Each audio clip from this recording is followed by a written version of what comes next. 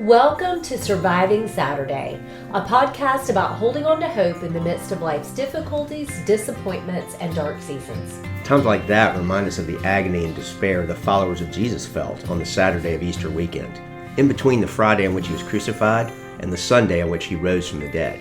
That Sunday forever changed the way that humans can relate to God. But what does it look like to be honest about the very real pain we experience in the in-between? To fervently cling to hope in the God who promised us his peace and his presence, at times when he feels distant or even cruel. I'm Wendy Osborne, a licensed counselor in Charlotte, North Carolina. And I'm her husband, Chris, a marriage mediator, conflict resolution coach, and trauma-informed storywork coach. Join us each episode for authentic conversations about how life not turning out as we'd expected has created the contextual soil for the growth of a tenacious hope in the resurrection and in a God who is still making all things new.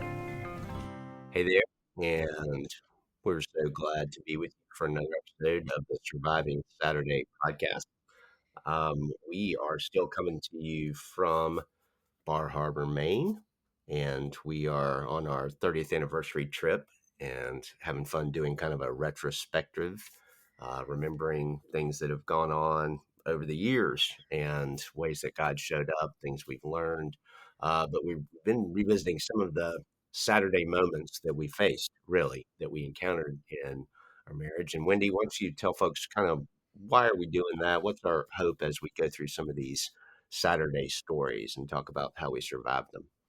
Yeah, that's a really good question. So, the reason we're going to go back through some of these painful desert time stories is because it helps us, and hopefully it will help you, to see the things we were turning to make life work instead of Jesus. And so, we're going to take two episodes here where we each share our perspective of a hard event, and we're going to unpack the ways that we each responded and what led to that response. And now, looking back years later, we can see ways that Jesus was inviting us to break some strongholds we had, meaning get rid of some coping strategies for how to make life work on our own. Yeah, and we should mention that we're able to dive back in and sort of connect some of these dots. I mean, really, you have to have the perspective of being past it, of time having passed, of having learned different lessons or been through different things.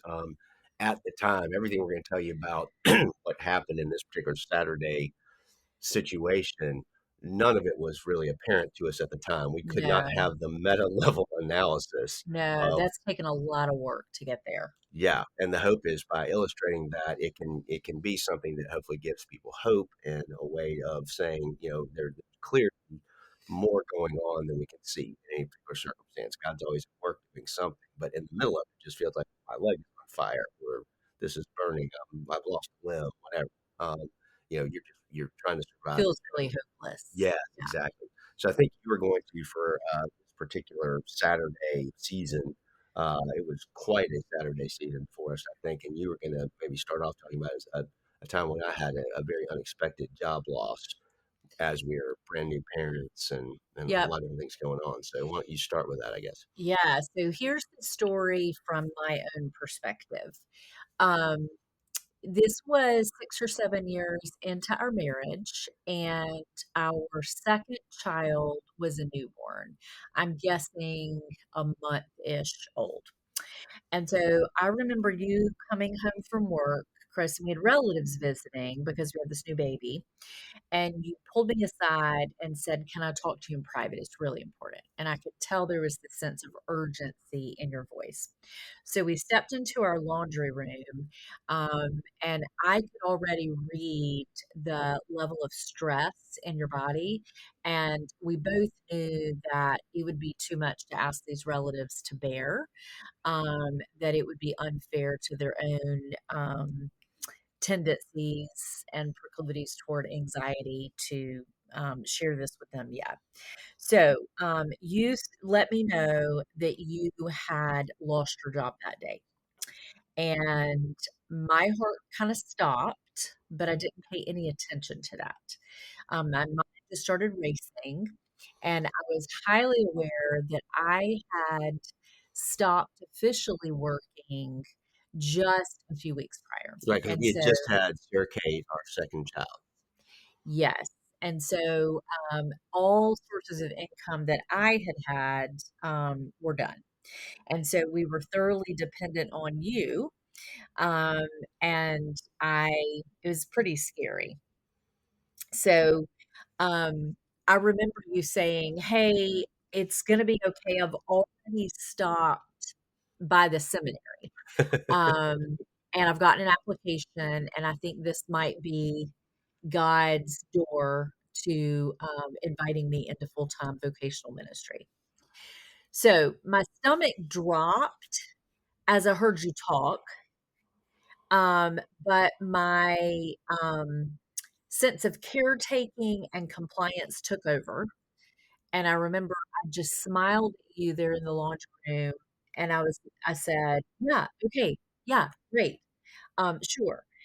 Um, at the time, I was living not very embodied, but I was living very much out of my head, out of my cognitive resources. Um, I didn't have any authentic sense of hope. I didn't even really reckon with whether I felt hopeless. I was just willing to be naively enthusiastic because this had been my instinct for a long time in life. I didn't take time to process what you were telling me. I just went straight into my natural mode of not paying enough attention to my feelings or needs, but making sure that you were okay, that you weren't afraid of the job loss, that you weren't in pain, that I could hold everything and let you know, "Oh, great, this is great." Um, Now, that's one thread of the story. Um, the other important part is that you had been fired by an old friend. Um, and that in itself led not just to shock that you hadn't seen it coming, but an incredible awkwardness in figuring out how to pick up the pieces after the fact and knowing how to move forward. Um, so at the time we were in church with this friend, you were an officer, I think, in the church already. Um, and we were both deeply active in the church in any case. And so we had to see this person every weekend. Now, the time of year, it's important to mention, was right around the holidays. I think this was early to mid December. And we had no known source of income. We had a new baby and a 3-year-old, and we had to engage this person essentially in a meet and greet every weekend. "How are you?" And I wanted to scream terrified, but I would say, we're good, look at our new baby." Mm, And again, just living very detached. yeah. Um, so moving on from there, I remember that you verbalized forgiveness to this person pretty quickly. And you Yeah. told him you wanted to stay friends. I was still jolted and super confused by what had happened. And I was over here as a stay-at-home mom, really scared for our future. Um, as our relatives found out what was happening, their fear revved my fear up even more. And so to survive, I covered all those vulnerable emotions with an impenetrable anger. And I was mad as heck. Now, some level of anger is an appropriate response to events that feel just. Well, yeah. So I want to be clear there. But my anger went into super protection mode. I wanted to fight to keep you, me, our family safe and provided for.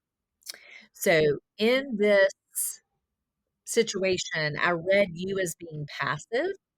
And so I took things in my own hands and used anger as my fuel. And I picked up the phone and I called your friend to ask what had happened. I forgot he did that until you Oh, wrote yeah. about It this. was not one of my finer moments. Not because I called, but because I called with anger and demandingness. Now, he was not very reassuring or apologetic. Part of that could have been the way I was asking the questions. I see that. Part of that could have been that he didn't quite know what to do with my questions. But I hung up the phone, a mixture of deeply sad and still very angry. Um, the confusion hadn't dissipated at all. So I told you what happened, and I remember you being confused and surprised, and also a little bit embarrassed. So that, in my experience, motivated you to find a way to fix the friendship even more. Um, so I'll pause right there before I give any more of my own thoughts about what exactly led me to handle the situation this way. But I'm wondering what you're thinking as I talk. Gosh, yeah, I'm remembering aspects of that story, and of course, when I tell it from my perspective, I'll kind of walk through it. But I'm struck by just as we look back. I mean, just looking at you at basically you're 30 years old at this point, a mom of two now, and you have just stepped away from your career.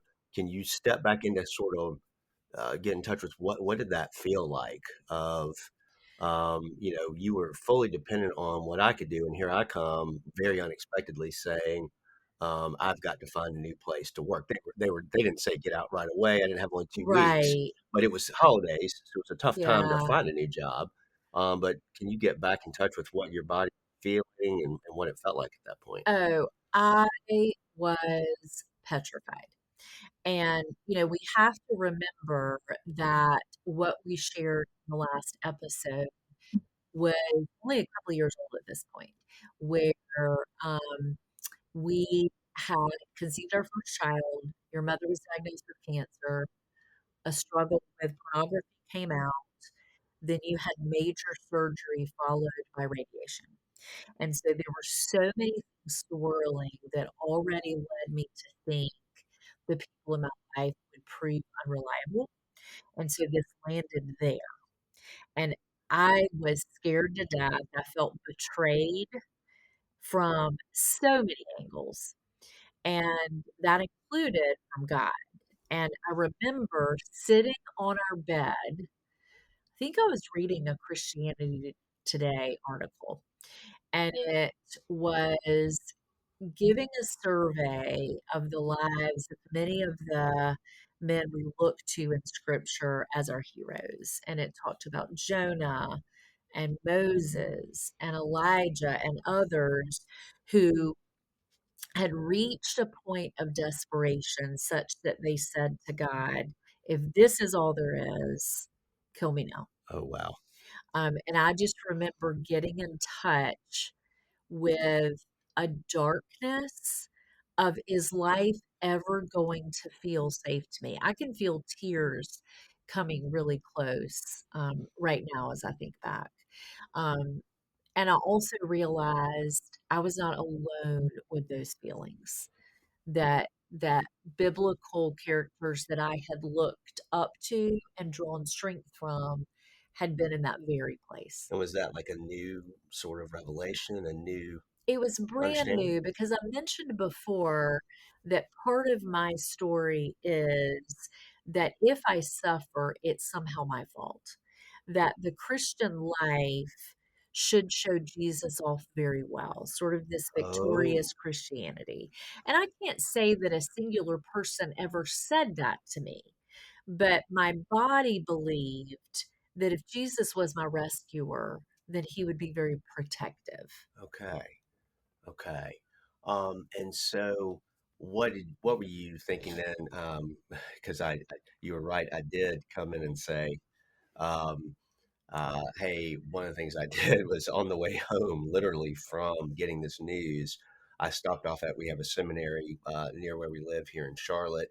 And I'll give more context on why I did that later. But how did that strike you when I said, hey, here's what might be happening? I might be being called out of law into the ministry anyway. How did that land? Yeah, I don't think in the moment I gave myself time to notice what happened in me. I went straight into this instinct of I'll make it okay. Okay. And so I said, "Oh, sure, sure." And I wanted to believe that that was maybe the source of provision. And I didn't stop to contend with just how scary the whole thing felt. And as you've kind of processed back through thinking back on that story, can you say, because I know you couldn't have made this connection then, but are there times in your past before that where you had felt that a similar sense of that sort of overwhelm, Oh, powerlessness, and and your job is to just deal with it, yeah. get through it, push through? Yeah. So the first story of that sort that comes to mind would have been when I was 8 or 9 years old. And I was lucky enough to have a dad who built two of the houses that I grew up in. Building and construction were not his career, but he was very gifted in that. And so at this point, we were building our second home and the one that my parents would stay in until you and I were married.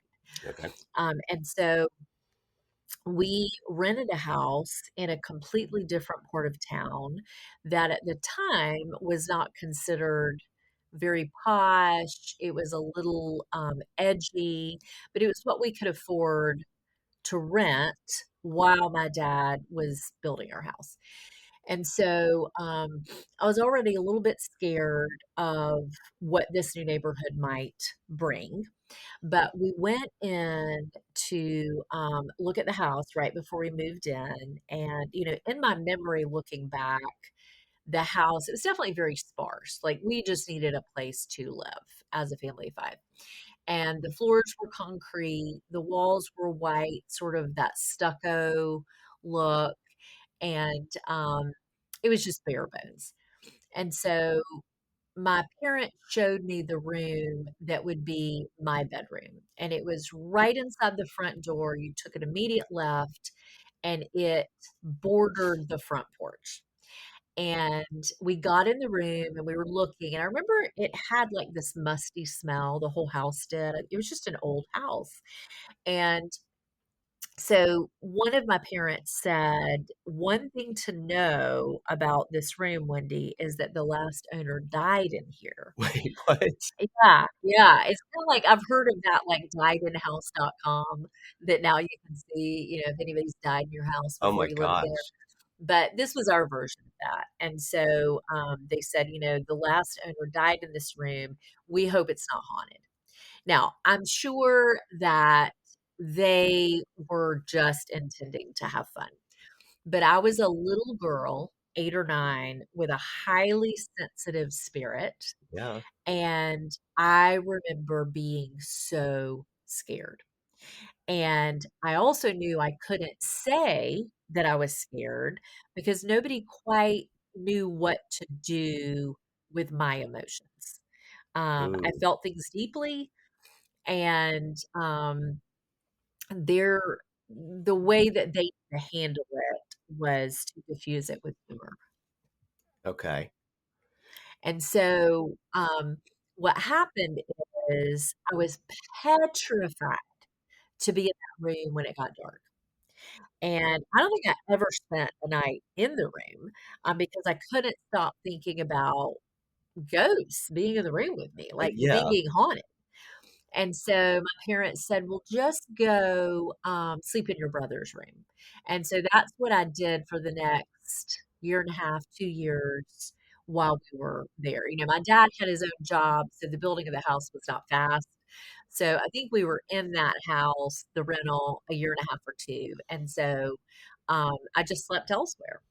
Is that the one we went and found when we were home in Albany, We probably did. a few years back for a Yes. reunion or something, and we Yes. went and found kind And of I where it think the was? house is gone, but the fence that bordered my best friend's house, because I made friends with the girl next door, the stone fence is still there, and that was really fun to see. Yeah. But I'm struck by as you tell that story, you're at a really vulnerable age. You're 8, you're 9. What's a kid's conception of themselves and the world around them? Like developmentally, what's going on for an 8 or 9-year-old at that point? Well, I mean, I really wanted to please the adults in my life. Like, I had learned that being a good kid and being compliant made the adults in my life pleased with me, Okay. and that made life go much smoother. And that's pretty typical for 8 and 10-year-olds, just to be very compliant.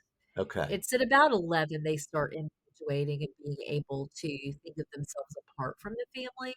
But at this point, I really needed my family to be pleased with me. Sure. And so instead, what they're giving you instead of welcome into this new phase of life, new phase of being a kid, they're saying, kind of almost having fun, like, "Oh, this might be scary, ha, ha, ha, somebody Yeah. died there." But that's kinda got an impact on your little body, your system there. Oh, my little body, like, I can still feel the knots in my stomach and, like, the holding of my breath.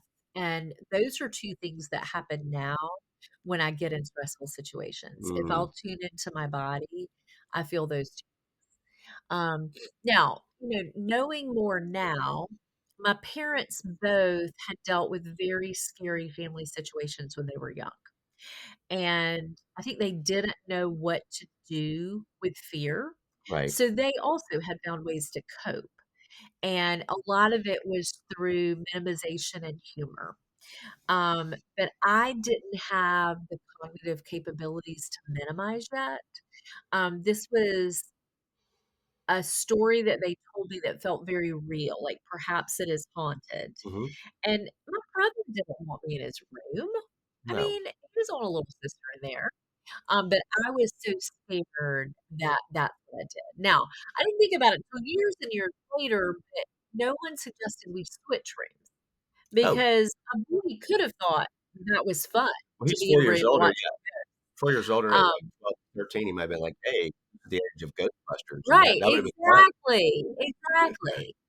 And so, yeah, I just learned to acquiesce and to conform and to be okay. So I didn't continue to tell anyone I was scared.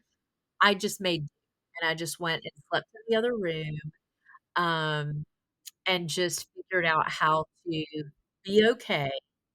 And my body just stayed, I think, a lot of times in knots. So, when this job loss things happen, you're a young mom of your own kids. It sounds like you're saying that it was natural for you to be Yeah. knotted up, to be sort of tied up, Uh-huh. and to, you just this is just another challenge you have to just suck it up and face. Yes. And so there's something kind of redemptive in a way that as I look at it now, I don't think I thought it at the time, but the fact that you pick up the phone and Yes. call the friend of mine who was the partner in the firm and spoke to it, there's something kind of bold and defiant in that in a kind of good way. Yes. And so I will say I've come to see God planted a tenacity in me Ooh, at birth. And so I've sort of lived both in the place of just make do to keep everyone happy, and life is up to me. So I've kind of been in both of those places, but my tenacity in the story of the job loss looked like me being able to pick up the phone and speak to how the experience was for me. Now, I didn't do it well. I didn't do it with maturity. I was way too angry and contemptuous, but it was movement forward as compared to when I was young and felt and really didn't have a lot of choice.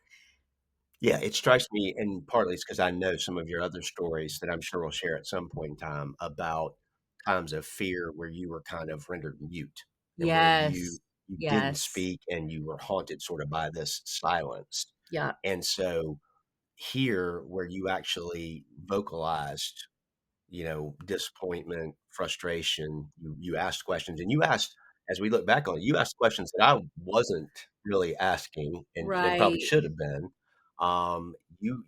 I think part of my recollection, and we'll get to it in the next episode, was I wasn't letting myself feel the weight of what was going on and the way it all played out, and I almost had to kinda learn from you, "Wait a minute, there's a betrayal aspect to this. There's a sadness to this that I wanted to move and motor past Yeah. and not give any time for it," and we'll talk about that in my Yeah. story. But I love that you had integrity and you connected with feeling. You were angry on my behalf, I was angry on your behalf. and there was a holiness in that, I think. Yeah, I think there was.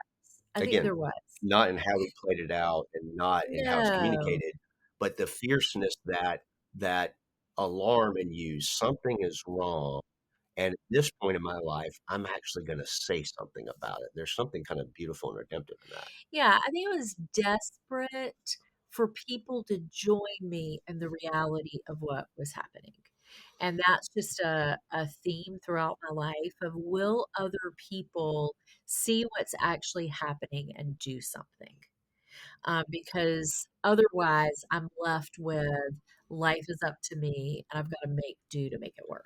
Well, it's intriguing to connect that to um, eventually your career path, becoming a counselor, because would you say a lot of what you do sometimes in counseling relationships is you are seeing dynamics Uh-huh. and naming things that maybe people aren't naming because you're coming in from the outside, because you have different perspective, but you kind of have to have that courage to be somebody who names things in a But way that enables people, invites people to right, deal with their because feelings. we have so many barriers to naming reality. One is, as a Christian, should my life really be that bad? Another is, if I'm a Christian and life really is that bad, how does that represent Jesus? As if we're responsible for saving his reputation. Sometimes we're ashamed of what's happening in life and we don't want to share. Yeah. Sometimes we have stories where we haven't been able to feel or to speak.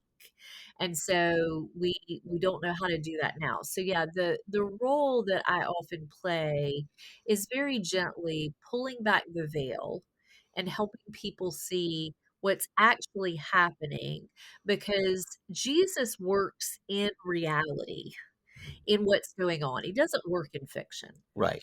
and in pretend and denial. He's on the scene live. And so to see him, we've got to actually see what's truly happening in life. Well, that sounds like something you were saying when we were on a walk earlier today, and we were talking about even just looking at present day challenges. If you get the sense that I'm not engaged with reality and I'm sort of either checked out or in denial, that makes it harder for you to engage 150%. Yes. because it sounds like it takes you back to that place of, dang it, I've got to be the strong one. Yeah. I've got to be the I've got person. to take over here. Um, and then it becomes very disrespectful of you and your dignity, where there are places that you could live more of who you really are. Yeah. But I collude with your denial by just taking over and saying, fine, I'll get things done, rather than calling you out of that. Yeah, and so kind of wrapping this episode, because we're going to come back to it from my perspective in a little bit here, but I love hearing that invitation to, and Jesus was like this. He named reality. He named what was true. Like when he Yes. countered the woman at the well, he's Yes. like, "Well, no, that you can't go get your husband because the man you're with, you aren't married to, and you've had others." He names reality, but not in a Yes. shaming way, Right. and not in a way that crushes her. But he's like, "Well, let's be in the realm of reality. Let's don't, Yes. be happy, clappy in denial." Yeah. but then let's embrace that reality. And Yes. Paul talks about that. We've known shipwrecks, we've known betrayal, we've Yes. known enemies To the coming after point us. that we wanted to die. Yeah, Yeah. we despaired even as unto death. The Psalms Yeah. have so many elements of let's name what's not going well and how we feel Yes. about it. I remember that being an invitation, yeah, for me to connect with my heart. And part of the thing we can underscore too is it's hard for two people who have challenges in connecting to reality, naming what's going on without either having a huge big overreaction or being in denial. Yes. That's part of the journey of marriage is two people learning to understand that and Yes. navigate that. Well, Yes. that's a good place to pause on this story, and we'll be back with the next episode. See you again. Bye. The Surviving Saturday podcast is brought to you by Nurture Counseling PLLC, a counseling, teaching, and training center based out of Charlotte, North Carolina. We help families flourish one story at a time. Nurture Counseling provides counseling intensive for couples, conflict resolution coaching, story work groups, seminars, workshops, and retreats to provide a safe and welcoming context for exploring the agonizing experiences of pain, brokenness, and evil that disrupt our lives, and that God often uses to nurture deeper trust and intimacy with Him and with each other. You can find us online at www.nurturecounseling.net.